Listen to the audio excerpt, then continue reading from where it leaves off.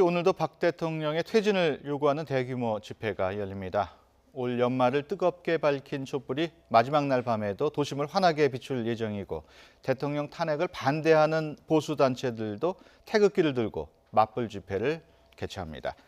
김만음 한국정치아카데미 원장 그리고 박정하 전 청와대 대변인과 함께 얘기 나눠보겠습니다. 안녕하십니까? 네, 안녕하세요. 지금까지 주최 측 추산으로 892만 명. 과연 그동안 누적 인원이 1,000만 명을 넘어설 거냐 이게 또 관심이거든요. 아무래도 연말이니까 많이들 나오겠죠? 그러겠네요. 오늘 110만 명 내외가 된다면 1,000만 명이 되겠죠. 연 네. 인원으로 해가지고요. 보니까 오늘 또 마침 날짜가 토요일이 12월 31일 돼가지고 제야의 밤까지 같이 겹치게 됩니다. 예. 일주일 전에는 또 크리스마스 이브 이래가지고 겹쳤는데요.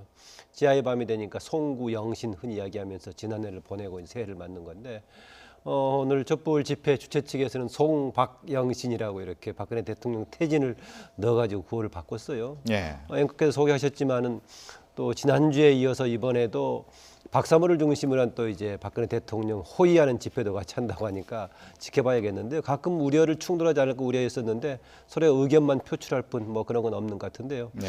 올해 보니까 그 매년 연말이 지나면서 올해 인물 이런 거 뽑지 않습니까? 저한테도 여기저기서 올해 인물 뽑아달라고 했을 때 개별 인물보다는 저는 촛불 시민을 꼽았는데요. 예. 뭐 여러 가지 의미가 있겠지만 올해는 우리나라 한국사 또는 한국 정치사에서 중요한 새로운 이정표를 만들었던 촛불 집회, 촛불 시민이었다 이렇게 볼 수 있겠습니다.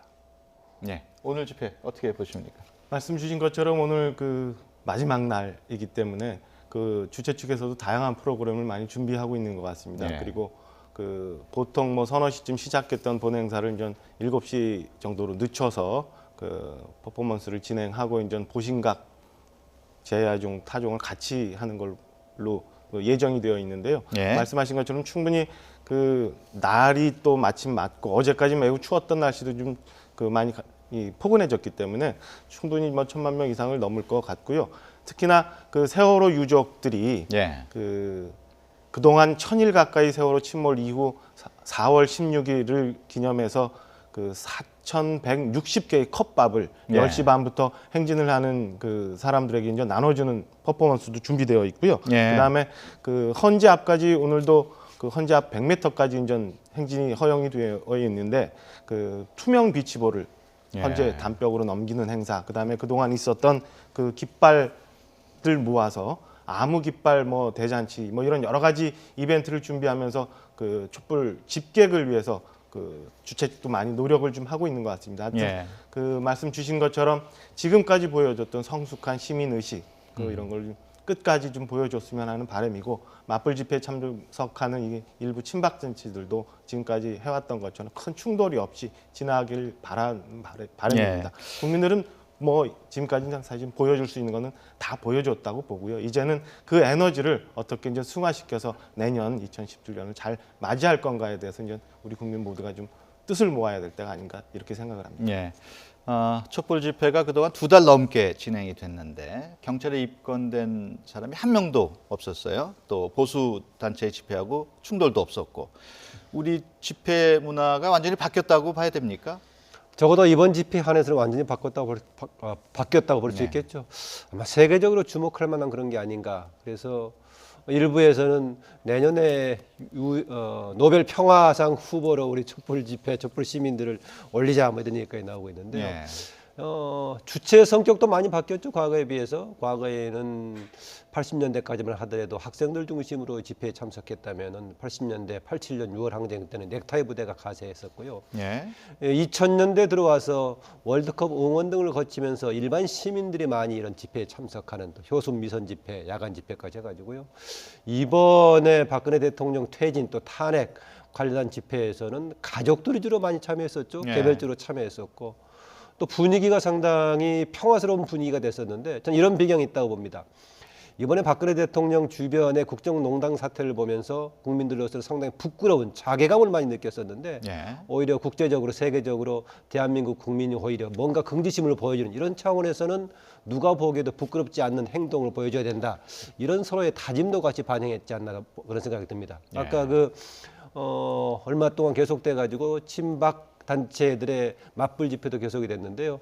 하나 흥미로운 것 중에 하나가 지난번에 그 신중현 씨가 불렀던 아름다운 강산을 친박 집회에서 불렀다 해가지고 그 아들은 신하이의 신대철 씨가 그래서는 안 된다라고 쓰지 이제 말라고 글을 썼던데 오늘은 보니까 신대철 씨가 직접 나와가지고 전인권 씨하고 같이 네. 직접 촛불 집회에서 아름다운 강산을 부른다고 합니다. 그렇군요.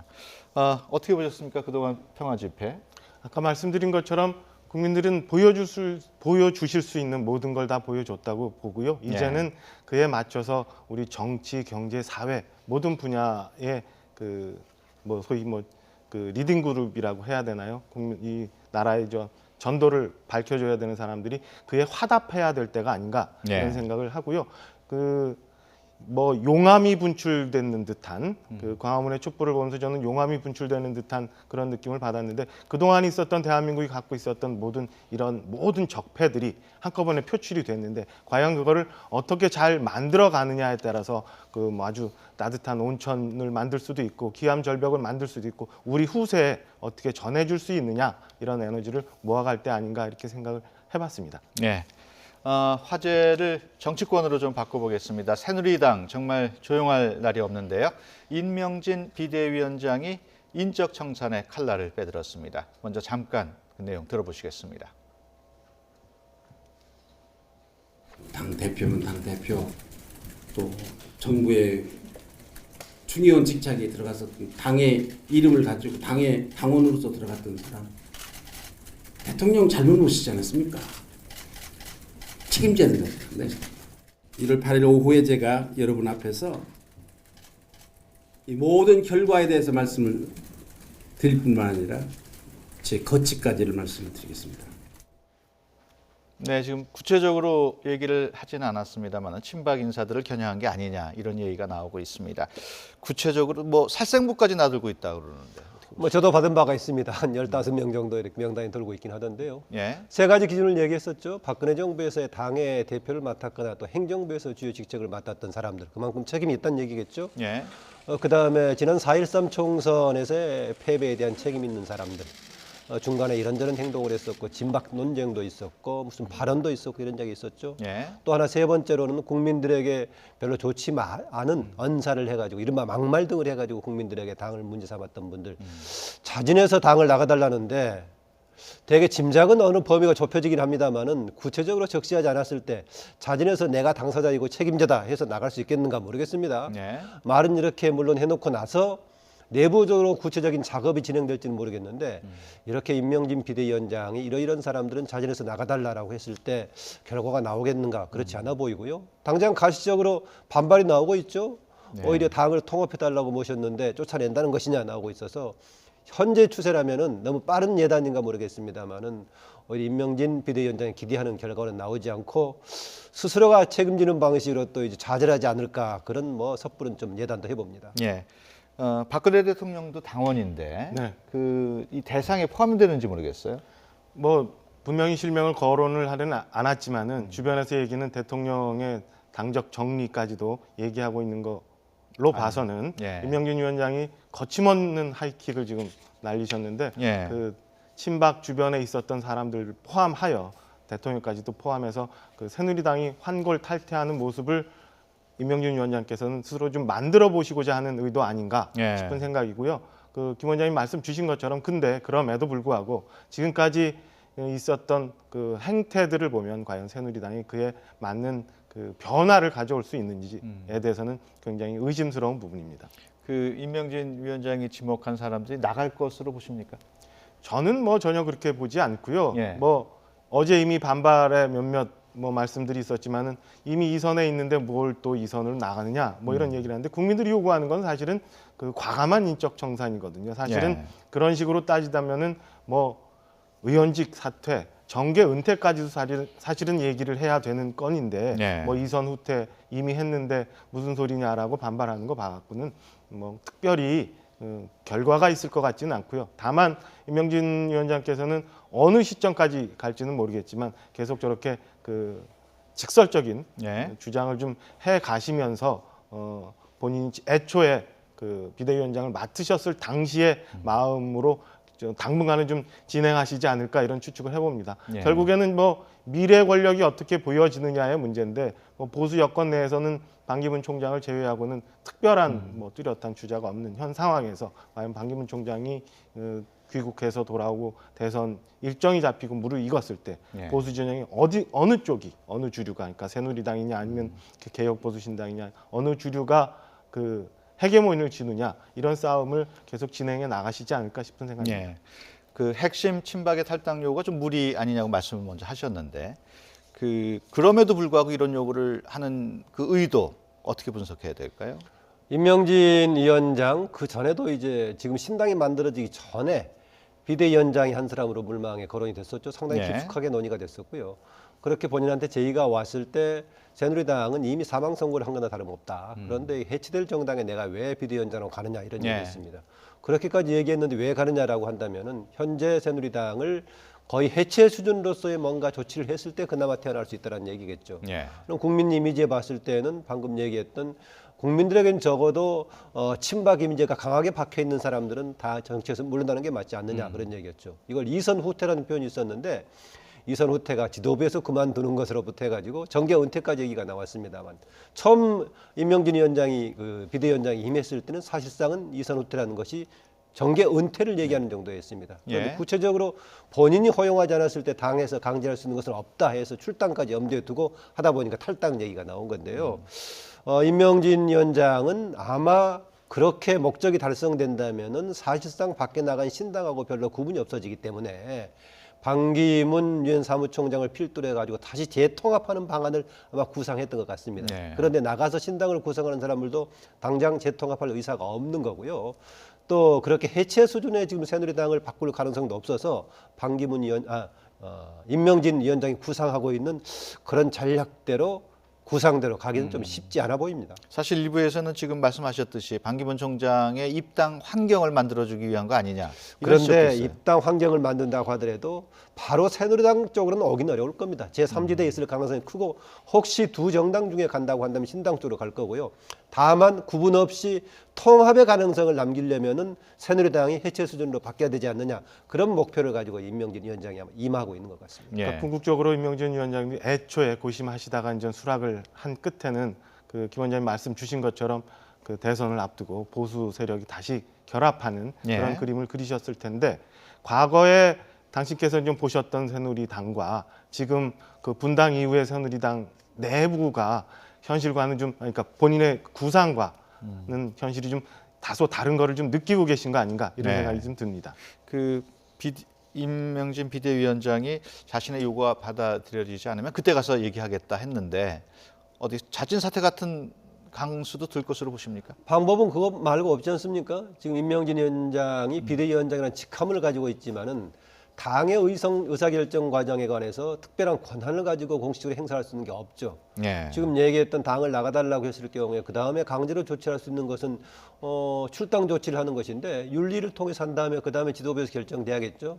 현재 지도부 체제는 제대로 지금 정리가 안 돼 있기 때문에 그것도 애매하고요. 예. 윤리도 지금 사실상은 공백 상태 아니겠습니까? 이전에 있던 사람은 그만두고 나가버렸고 다시 추가로 임명됐던 사람들도 다시 취소를 했기 때문에 구성한 이런 절차가 있었어요. 현재로서는 자진해서 지금 대상이 되고 있는 사람들 주지 않는 한 임명진 위원장이 강제로 조치할 게 없습니다. 그렇다고 보면 할 수 있는 것은 스스로 그만두는 조치 빼놓고 나면 없지 않나 그렇습니다. 예.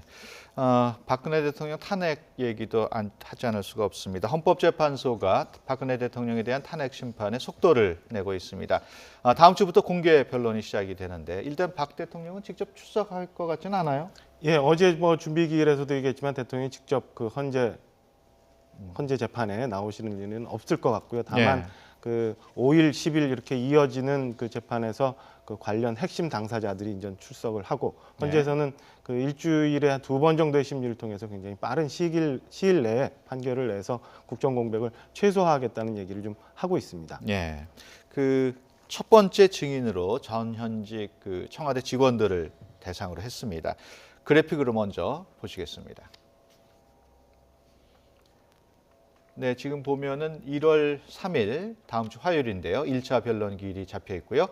2차가 1월 5일 목요일입니다. 그때 안봉근, 이재만 문고리 3인방 중에 포함이 돼 있죠. 윤전추, 이영선 비서관이 대상이고요. 3차가 그 다음 주 1월 10일 화요일인데요. 최순실, 안정범 전 수석, 그리고 정호성 전 비서관 이렇게 예정이 돼 있습니다. 공식적으로 남아 보니까 이 지금 헌재의 변론을 통해서 윤전추, 이영선 행정관은 공식적으로 처음으로 증인으로 나오는 거죠. 예. 그리고 뭐 다른 방식의 조사는 있었습니다만 최순실 씨도 지금 처음으로 이렇게 나오는 상황이 진행이 되는데 헌재에서 그렇게 얘기는 하고 있죠. 저도 뭐 그렇게 짐작을 합니다만은 그렇다고 해서 이게 일반적인 형사재판처럼만 진행되는 그런 방식의 증인은 아닐 겁니다. 예. 뭔가 절차상으로 확인하고 지나가는 그런 증인이 아니겠는가 그렇게 좀 생각을 해봅니다. 지금 그 대상자를 보면은 대통령이 직권남용을 따지겠다는 의도로 풀이되거든요. 어떻게 보십니까? 첫 증인으로 참석하는 사람들이 전 안봉근, 이재만, 그다음에 윤전추, 이영선 행정관 등이잖아요. 예. 크게 지금 말씀 주신 것처럼 첫째 하나는 국정농단에 의한 그 국민 주권을 위배했느냐 여부.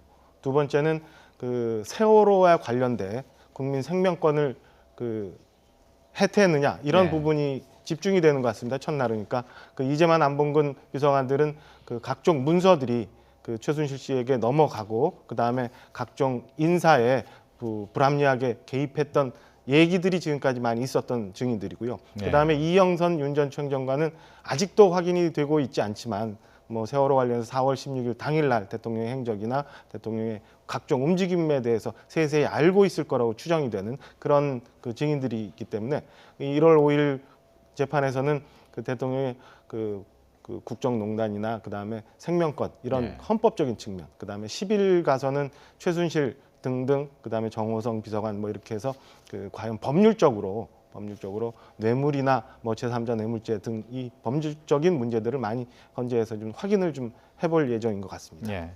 그 세월호 7시간 동안의 대통령 행적 계속 얘기가 나오고 있습니다만은 그 박 대통령 변호인 측에서 그 세월호 시간의 그 7시간의 행적에 대해서 잘 기억하지 못한다. 물론 나중에 번복을 하긴 했습니다만은 그런 내용이 나왔어요. 어떻게 보십니까? 그렇습니다. 나중에 이제 뭐 그게 아니다라고 이제 약간 번복을 하긴 했습니다만은 여러 가지 문맥으로 봤을 때는 분명히 대통령께서 정확하게 기억하지 못한다 이런 식의 이제 내용을 대리인이 전달했었죠. 네. 정말 말이 안 되는 얘기죠. 이게 갑자기 뭐 나온 얘기라거나 아니면은 대통령의 그동안의 행보에서 또 대통령 관련된 얘기 중에서 중요하지 않은 사소한 일이라거나 그건 모르겠습니다만은 이미 2014년 당시에도 이 문제가 제기됐지 않습니까? 네. 김장도 실장의 컨트롤 타워 논란 때부터 대통령은 그 시간에 뭐 했느냐 계속 문제가 제기됐고요. 바로 얼마 전에만 하더라도 청와대 홈페이지에다가 팩트 체크해가지고 이것이 팩트다 해서 설명했지 않습니까? 예. 그러면 기억이 나든 않든 간에 나는 수준에서 이미 충분히 정리돼야 될 겁니다. 이것이 아니고 다른 부분에 대해서 기억이 안 난다는 것이 와전됐다라고 얘기하는데요.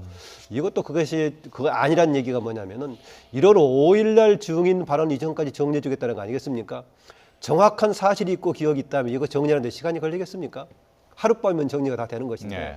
이거 하는 걸 보더라도 뭔가 이 상황에 대해서 지금까지 계속 의혹을 남겨두고 피하려는 자세를 지금까지도 계속 보여주고 있지 않는가 네. 그런 추측을 충분히 할 만합니다. 예. 지금 말씀하신 것처럼 모르쇠 전략이 아니냐 이런 그런 얘기가 거 있어요. 그런 것 같습니다. 그러니까 원래는 사실은 헌재 그 관련 내용을 제출이 27일까지 하기로 돼 있었는데 예. 그때 기일을 좀 넘겨서 가면서 이제 5일까지 했고요. 헌재에서는 이거에 대해서 다시 좀 압박을 한 듯한 그런 어제 재판 과정이었는데 그 대통령께서 아직도 세월호 7시간 관련해서는 이 변호인단한테도 충분히 말씀을 안 하시고 계신 거 아닌가 이런 생각이 우선은 듭니다. 그러니까 이렇게 중요한 탄핵 심판, 그다음에 뭐 검찰 수사, 특검 수사 이런 게 다 겹쳐 있는 상황에서 변호인단이 헌법재판소 관련한 변호인단이 며칠 전에 처음 대통령을 만났다는 거 아닙니까? 그것도 대통령 뭐 집무실이나 뭐 관저에서 만난 게 아니라 보통 연예인들이 청와대 직원들을 만나는 연풍문에서 그 1시간 반가량 만났다는 거예요. 예. 그리고